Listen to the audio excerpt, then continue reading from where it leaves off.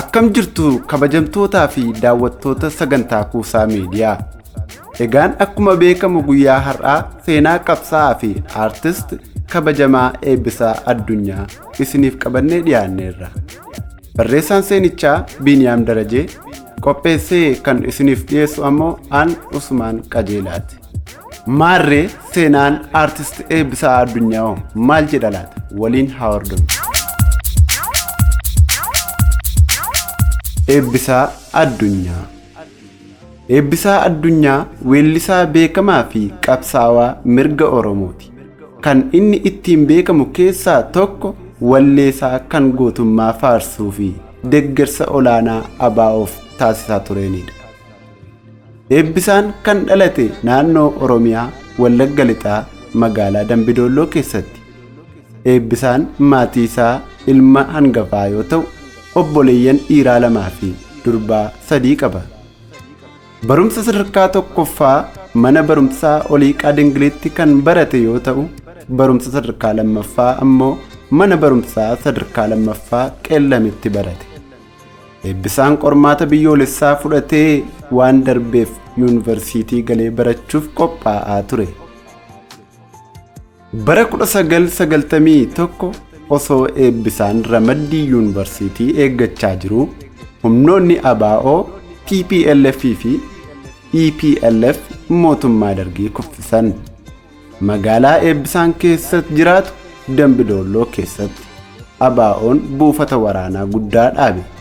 Yeroo sana Eebbisaan haalli jireenya uummataa Oromoo garbummaa ta'uusaa waan hubateef, akkasumas barbaachisummaa Oromoon hireesaa ofiif murteeffachuu qabu waan itti amaneef, kanaaf qabsaa'uuf jecha dhaqee ABO'tti makame. Eebbisaan jalqaba akka dabalatti kan leenji'e yoo ta'u, dandeettii addaa waan agarsiiseef buufata ABO kan Dambidolloo keessatti leenjii isaa daddabalataa ta'ee muudame. Dandeettii waraanaa qofa osoo hin taane, Eebbisaan dandeettii sirbaas ni qaba ture. Kennaa sagalee isaa qabu bukkeetti meeshaalee muuziqaa baay'ees ni taphata. Sababa kanaaf Eebbisaan hawwisoo ABO'tti makamee aadaa, wallee fi eenyummaa Oromoo mul'isuu irratti gahee guddaa taphate. Bara 1991 fi 1992 guutummaasaa Eebbisaan Oromiyaa keessa naannoo adda addaa kibba lixaa, giddu galeessa dhihaa deemee weellisaa ture. Sirboonni isaa sirba aadaa yoo ta'an, ergaan isaanii garuu kan warraaqsa yookaan revolution kakaasan turani. Eebbisaan sirboota isaatiin hacuuccaa uummata Oromoo irra ga'u ifatti baasee kan ibsu yoo ta'u, karaa ittiin Oromoon mirga isaa gaafatuu fi falmatus ni ibsa. Akka nama dhuunfaatti Eebbisaan nama gara laafessa ture. Uummata Oromoo garaa guutuudhaan jaallata ture. Baay'ee dhimmaafis ture. Eebbisaan namoota gargaaruu fi dhimmuufiif nama duubatti hin jenne ture. Obboloota isaa, firoota isaa, ollaa isaa, namoota gargaarsa barbaadan kamiyyuu ni gargaara ture. Eebbisaan aartistii baay'ee jaallatamaa, dinqisiifamaa fi sabboonaadha.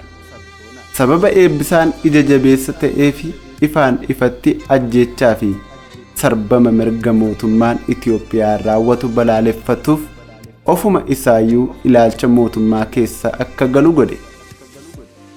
Akka Oromiyaa Support Group gabaasetti, nama umurii 26 kan ta'e hiriyyaan Eebbisaa mootummaan akka isaan hordofaa fi to'achaa akka jiru bare. Eebbisaa iddoowwan waltajjii adda addaatti konkolaataadhaan kan geessu isa ture.